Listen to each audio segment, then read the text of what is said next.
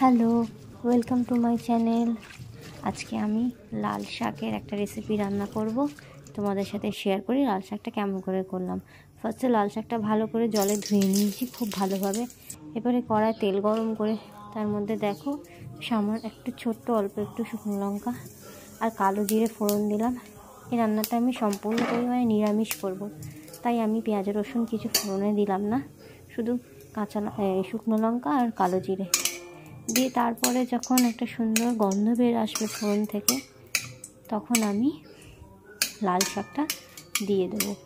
ভালো করে আমি অপেক্ষা করছি সুগন্ধটা বেরোনোর জন্য। এবার আমি লাল শাকটা দিয়ে দেবো। ধুয়ে বেছে যে আমি লাল শাকটা রেখেছিলাম সেটা আমি এবার কড়াইতে দিয়ে দিলাম।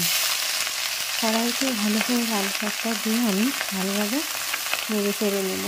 দেখব লাল শাক দিয়ে অনেকটা পরিমাণে আপনা আপ জল বেরোচ্ছে।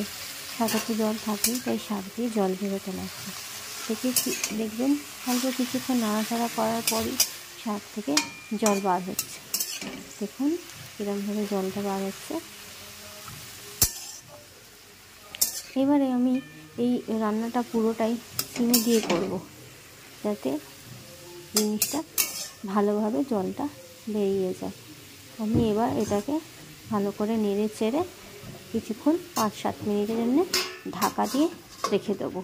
5-7 মিনিট পর আমি ঢাকাটা খুলে ফিরে এলাম। 5-7 মিনিট পর আমি ঢাকাটা খুলে দেখি যে কীরকম লাল শাকটার অবস্থা হয়েছে। লাল শাকটা 50%-এর ওপরই সিদ্ধ হয়ে এসেছে। এরপরেও লাল শাকে এখনও জল বেরোতে থাকছে। এবার আমি ভালোভাবে একটু নাড়াচাড়া করে নেব। নাড়াচাড়া করে আমি এর মধ্যে নুন দিলাম পরিমাণ মতো। নুন দেওয়ার পরেও লাল শাক দিয়ে জল বেরোতে থাকবে, আরও পরিমাণে জল বেরোবে। ভালো করে নুনটা শাকের সাথে আমি মিশিয়ে নিয়ে এটাকে আবারও 5-7 মিনিটের জন্য ঢেকে আমি সিমে করে রাখবো। তারপরে আমাদের একদমই তৈরি হয়ে যাবে লাল শাক। দেখতে পেলেন আপনারা কীরকম নুন দেওয়ার পরেই শাক দিয়ে জল বার হচ্ছে। এবার এটাকে আমি ভালোভাবে মিশিয়ে নিই। এবার আমি ভালো করে এটাকে ঢেকে রেখে দেবো। এটাকে এবার আমি 5-7 মিনিটের জন্য ঢাকা দিয়ে সিমে রেখে দেবো।